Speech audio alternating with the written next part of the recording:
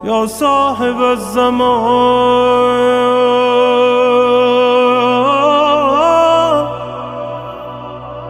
یا بسم اللہ الرحمن الرحیم وبہ نستعین وہو خیر معین۔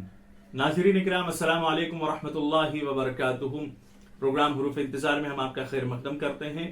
آج جس حرف انتظار کے بارے میں آپ سے بات کرنی ہے وہ ہے حرف غین۔ غین سے جو مراد ہے وہ ہے غیبت۔ حضرت کے غیبت کا جو مسئلہ ہے وہ آپ سے پیش کرنا ہے، آپ کے سامنے پیش کرنا ہے۔ امام کی غیبت کا جو سبب ہے وہ دو قسموں پر مشتمل ہے۔ ایک قسم وہ ہے کہ جس کو خدا کے علاوہ کوئی پہچانتا نہیں اور جانتا نہیں ہے۔ دوسرے کے بارے میں ہم آپ سے گفتگو کریں گے۔ پہلی بات یہ ہے کہ امام زمانہ کی توقیع میں یہ وارد ہوا ہے کہ کسی طاغوت کی بیعت ان کی گردن پر نہ ہو، اس وجہ سے امام زمانہ کو پروردگار عالم نے پردہ غیبت میں رکھا ہے۔ دوسری بات یہ ہے کہ بندگان خدا کا امتحان، یعنی پروردگار عالم ارشاد فرماتا ہے لِيُمَحِّصَ اللَّهُ الَّذِينَ آمَنُوا، کہ امام موسیٰ کاظم علیہ السلام اور امام جعفر صادق علیہ السلام سے یہ منقول ہے کہ خدا کی قسم جس امر کے تم منتظر ہو وہ اس وقت تک واقع نہ ہوگا جب تک تم آزمائے نہ جاؤ اور مومن اور منافق خود جدا نہ ہو جائے اور تم میں سے باقی نہ رہے مگر نادر ترین افراد۔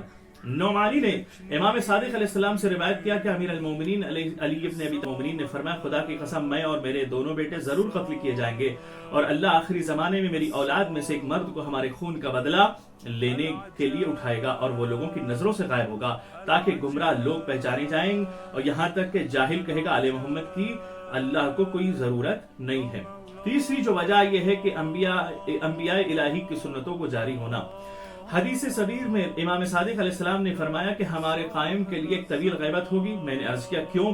فرمایا تاکہ اللہ تعالیٰ انبیاء کی غیبتوں کی سنتیں ان میں جاری کرے۔ اللہ فرماتا ہے کہ تم ضرور ایک حال سے دوسرے حال میں گزرو گے۔ چوتھی چیز یہ ہے کہ ہمارے اعمال کی قباحتیں، ہماری نافرمانیاں اور گناہ بھی ظہور میں مانے ہیں بطور سزا۔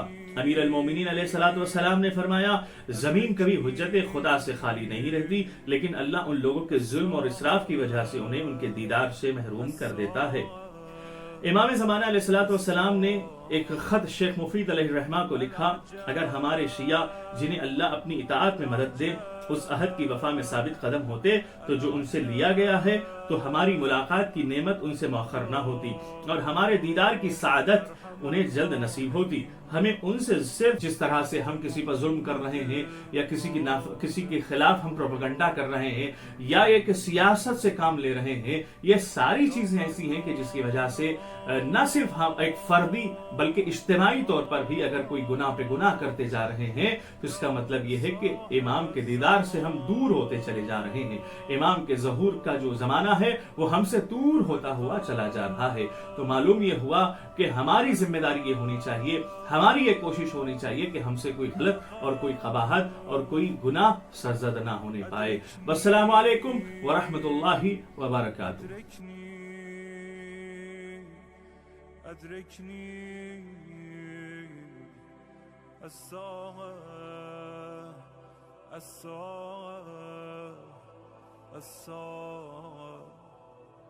العجاب